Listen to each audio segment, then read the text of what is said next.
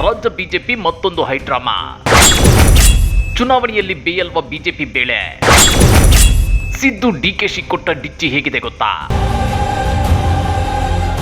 ಊರ್ ಕೊಳ್ಳೆ ಹೊಡೆದ ಮೇಲೆ ಊರ್ ಬಾಗಿಲು ಮುಚ್ಚಿದ್ರು ಅನ್ನೋದು ಗಾದೆ ಮಾತು. ಇದೀಗ ರಾಜ್ಯ ಬಿಜೆಪಿಯ ಕತೆ ಕೂಡ ಹಾಗೆ ಇದೆ. ಪ್ರಜ್ವಲ್ ರೇವಣ್ಣ ಅವರ ಮೇಲೆ ಸಾವಿರಾರು ಮಹಿಳೆಯರಿಗೆ ಲೈಂಗಿಕ ದೌರ್ಜನ್ಯ ಎಸಗಿರುವ ಆರೋಪ ಕೇಳಿ ಬಂದಿದೆ. ಪ್ರಜ್ವಲ್ ಮೈತ್ರಿ ಪಕ್ಷದ ನಾಯಕ ಅಂತೇಳಿ ಇಷ್ಟು ದಿನ ತುಟ್ಟಿ ಬಿಚ್ಚದ ಬಿಜೆಪಿ ನಾಯಕರು ರಾಜ್ಯದಲ್ಲಿ 2ನೇ ಹಂತದ ಲೋಕಸಭಾ ಚುನಾವಣೆಗೆ ಒಂದು ದಿನ ಬಾಕಿ ಇರುವಾಗ ಹೈಡ್ರಾಮಾ ಮಾಡಿದ್ದಾರೆ. ಹಾಗಾದ್ರೆ ಈ ಸಲದ ಲೋಕಸಭಾ ಚುನಾವಣೆಯಲ್ಲಿ ಬೇಯಲ್ವ ಬಿಜೆಪಿ ಬೇಳೆ. ಬಿಜೆಪಿ ನಾಯಕರ ಹೈಡ್ರಾಮಾಕ್ಕೆ ಸಿದ್ದು ಡಿಕೆಶಿ ಕೊಟ್ಟ ಡಿಚ್ಚಿ ಹೇಗಿದೆ ಗೊತ್ತಾ? ಅದನ್ನ ಡೀಟೇಲ್ ಆಗಿ ತೋರಿಸ್ತೀವಿ. ಆದ್ರೆ ಅದಕ್ಕಿಂತ ಮೊದಲು ನಮ್ಮ ಚಾನೆಲ್ ಅನ್ನು ಸಬ್ಸ್ಕ್ರೈಬ್ ಮಾಡ್ಕೊಳ್ಳಿ.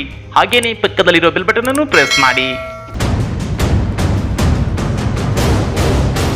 ಅಶ್ಲೀಲ ವಿಡಿಯೋಗಳು. ಹಾಸನ ಸಂಸದ ಪ್ರಜ್ವಲ್ ರೇವಣ್ಣ ಅವರದ್ದು ಎನ್ನಲಾದ ಅಶ್ಲೀಲ ವಿಡಿಯೋಗಳು ಸೋಷಿಯಲ್ ಮೀಡಿಯಾದಲ್ಲಿ ಹರಿದಾಡ್ತಿವೆ. ಹೀಗಾಗಿ ಲೋಕಸಭಾ ಚುನಾವಣಾ ಹೊಸ್ತಿಲಲ್ಲಿ ಈ ಪ್ರಕರಣ ರಾಜ್ಯದಲ್ಲಿ ಮಾತ್ರವಲ್ಲ ರಾಷ್ಟ್ರ ಮಟ್ಟದಲ್ಲಿ ಸದ್ದು ಮಾಡ್ತಾ ಇದೆ. ಬಿಜೆಪಿ ಅತ್ಯಾಚಾರದ ಆರೋಪ ಹೊತ್ತಿರೋ ಜೆಡಿಎಸ್ ಪಕ್ಷದ ಜೊತೆ ದೋಸ್ತಿ ಮಾಡಿಕೊಂಡಿದೆ. ಬಿಜೆಪಿ ನಾಯಕರು ಅತ್ಯಾಚಾರಿಗಳ ರಕ್ಷಣೆಗೆ ನಿಂತಿದ್ದಾರೆ ಅಂತೇಳಿ ಕಾಂಗ್ರೆಸ್ ನಾಯಕರು ಗಂಭೀರ ಆರೋಪ ಮಾಡ್ತಿದ್ದಾರೆ.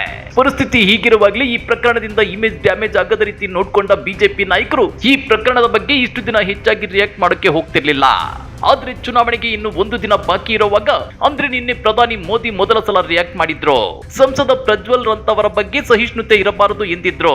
ಮತ್ತೊಂದು ಕಡೆ ಈ ಪ್ರಕರಣದ ಸೂತ್ರಧಾರಿ ಡಿಕೆ ಶಿವಕುಮಾರ್ ಅಂತೇಳಿ ಬಿಜೆಪಿ ಮುಖಂಡ ವಕೀಲ ದೇವರಾಜೇಗೌಡ ಆರೋಪಿಸಿದ್ದಾರೆ. ಪ್ರಜ್ವಲ್ ಮಾಜಿ ಕಾರು ಚಾಲಕ ಕಾರ್ತಿಕ್ ತಮ್ಮನ್ನ ಭೇಟಿಯಾಗಿದ್ದು ಹಾಗೂ ಡಿಕೆ ಶಿವಕುಮಾರ್ ಅವರು ತಮಗೆ ಆಮಿಷ ಒಡ್ಡಿದ್ದ ಸಂಭಾಷಣೆಯ ಆಡಿಯೋವನ್ನ ದೇವರಾಜೇಗೌಡ ಬಿಡುಗಡೆ ಮಾಡಿದ್ದಾರೆ.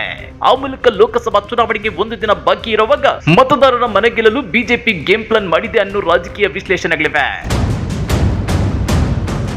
ಈ ಬಗ್ಗೆ ರಿಯಾಕ್ಟ್ ಮಾಡಿರೋ ಡಿಸಿಎಂ ಡಿಕೆಶಿ, ನನಗೂ ಪೆನ್ ಡ್ರೈವ್ ಬಿಡುಗಡೆ ಪ್ರಕರಣಕ್ಕೂ ಯಾವುದೇ ಸಂಬಂಧವಿಲ್ಲ. ಬಿಜೆಪಿ ಕಾರ್ಯಕರ್ತ ದೇವರಾಜೇಗೌಡ ನನ್ನ ವಿರುದ್ಧ ಮಾಡಿರೋ ಆಪಾದನೆಗಳು ಸುಳ್ಳು ಹಾಗೂ ಆಧಾರರಹಿತ ಅಂತೇಳಿದ್ದಾರೆ. ಅಷ್ಟೇ ಅಲ್ಲ, ದೇವರಾಜೇಗೌಡ ಈ ಹಿಂದೆ ಬಿಜೆಪಿಯಿಂದ ಚುನಾವಣೆಗೆ ನಿಂತಿದ್ದವರು, ಆ ಪಕ್ಷದ ಸಕ್ರಿಯ ಕಾರ್ಯಕರ್ತ. ಈಗ ಪ್ರಜ್ವಲ್ ಪ್ರಕರಣದಲ್ಲಿ ಜೆಡಿಎಸ್ ಜೊತೆಗೆ ಅವರ ಮಿತ್ರ ಪಕ್ಷ ಬಿಜೆಪಿಗೂ ಬಹಳ ಮುಜುಗರ ಮತ್ತು ಮುಖಭಂಗವಾಗಿದೆ. ಈಗ ಆಗಿರೋ ಡ್ಯಾಮೇಜ್ ನಿವಾರಿಸಿಕೊಳ್ಳಲು ಬಿಜೆಪಿ ಜೆಡಿಎಸ್ ನಾಯಕರು ದೇವರಾಜೇಗೌಡನ ಮೂಲಕ ನನ್ನ ವಿರುದ್ಧ ಇಲ್ಲಸಲ್ಲದ ಆರೋಪ ಮಾಡಿಸಿದ್ದಾರೆ ಅಂತೇಳಿ ಡಿಸಿಎಂ ಡಿಕೆ ಶಿವಕುಮಾರ್ ತಿರುಗೇಟನ್ನ ಕೊಟ್ಟಿದ್ದಾರೆ. ಇದೇ ದೇವರಾಜೇಗೌಡ ಈ ಹಿಂದೆಯೇ ತಮ್ಮಲ್ಲಿ ಪೆನ್ ಡ್ರೈವ್ ಇರೋ ಬಗ್ಗೆ ಪತ್ರಿಕಾಗೋಷ್ಠಿ ಕರೆದು ಮಾತನಾಡಿದ್ರು. ಬಿಜೆಪಿ ನಾಯಕರ ಅನುಮತಿ ಪಡೆದು ಅದನ್ನ ಬಿಡುಗಡೆ ಮಾಡುವುದಾಗಿಯೂ ಹೇಳಿದ್ರು. ಹೀಗಿರುವಾಗ ನನಗೂ ಪೆನ್ ಡ್ರೈವ್ ಬಿಡುಗಡೆಗೂ ಏನ್ ಸಂಬಂಧ? ಕೋತಿ ತಿಂದು ಮೇಕೆ ಬಾಯಿಗೆ ಒರೆಸಿತು ಎಂಬಂತೆ ದೇವರಾಜೇಗೌಡ ಮಾಡೋದೆಲ್ಲ ಮಾಡಿ ಈಗ ನನ್ನ ವಿರುದ್ಧ ಆಪಾದನೆ ಮಾಡುತ್ತಿದ್ದಾರೆ. ಇದರ ಹಿಂದೆ ಬಿಜೆಪಿ ಜೆಡಿಎಸ್ ನಾಯಕರ ಷಡ್ಯಂತ್ರ ಇದೆ ಅಂತೇಳಿ ಡಿಕೆ ಶಿವಕುಮಾರ್ ಆರೋಪಿಸಿದ್ದಾರೆ. ಇತ್ತ ಸಿಎಂ ಸಿದ್ದರಾಮಯ್ಯ ಕೂಡ ಬಿಜೆಪಿ ಮುಖಂಡ ದೇವರಾಜೇಗೌಡ ಅವರ ಆರೋಪಗಳನ್ನು ಸಾರಾಸಗಟಾಗಿ ತಿರಸ್ಕರಿಸಿದ್ದಾರೆ. ಇವರು ಹೇಳ್ತಿರೋದು ಶುದ್ಧ ಸುಳ್ಳು, ಸತ್ಯಕ್ಕೆ ದೂರವಾದುದು ಅಂತೇಳಿ ಸ್ಪಷ್ಟಪಡಿಸಿದ್ದಾರೆ. ನಿಮ್ಗೆ ಗೊತ್ತಿರಲಿ, ಬಿಜೆಪಿ ಸುಳ್ಳಿನ ಪುರಾಣ ಇದೇ ಮೊದಲಲ್ಲ. ನಕಲಿ ಮತ್ತು ಸುಳ್ಳು ಪೊಳ್ಳುಗಳನ್ನ ಸಾಮಾಜಿಕ ಜಾಲತಾಣಗಳಲ್ಲಿ ಹರಿಬಿಡೋದ್ರಲ್ಲಿ ರಾಜ್ಯ ಬಿಜೆಪಿ ನಾಯಕರು ಎಕ್ಸ್ಪರ್ಟ್ ಆಗಿದ್ದಾರೆ.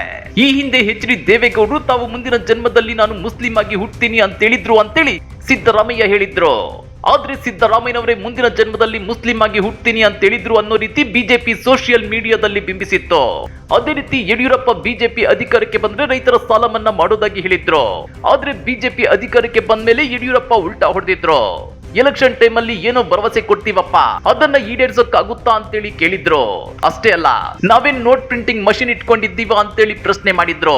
ಸಿದ್ದರಾಮಯ್ಯ ಇದನ್ನ ಸದನದಲ್ಲಿ ಪ್ರಸ್ತಾಪಿಸಿ ಮಾತನಾಡಿದ್ದನ್ನ ತಿರುಚಿದ್ದ ಬಿಜೆಪಿ ನಾಯಕರು ಸಿದ್ದರಾಮಯ್ಯ ಗ್ಯಾರಂಟಿಗಳನ್ನ ಜಾರಿ ಮಾಡಲ್ಲ, ನಾವೇನ್ ನೋಟ್ ಪ್ರಿಂಟಿಂಗ್ ಮಷಿನ್ ಇಟ್ಕೊಂಡಿದ್ದೀವ ಅಂತೇಳಿ ಸಿದ್ದರಾಮಯ್ಯ ಹೇಳಿದ್ರು ಅನ್ನೋ ರೀತಿ ಸೋಷಿಯಲ್ ಮೀಡಿಯಾದಲ್ಲಿ ಬಿಂಬಿಸಿದ್ರು. ಹೀಗೆ ಹೇಳ್ತಾ ಹೋದ್ರೆ ಬಿಜೆಪಿ ಸುಳ್ಳಿನ ಪುರಾಣ ಹೈಡ್ರಾಮಾಗಳು ದಂಡಿಯಾಗೇ ಇವೆ.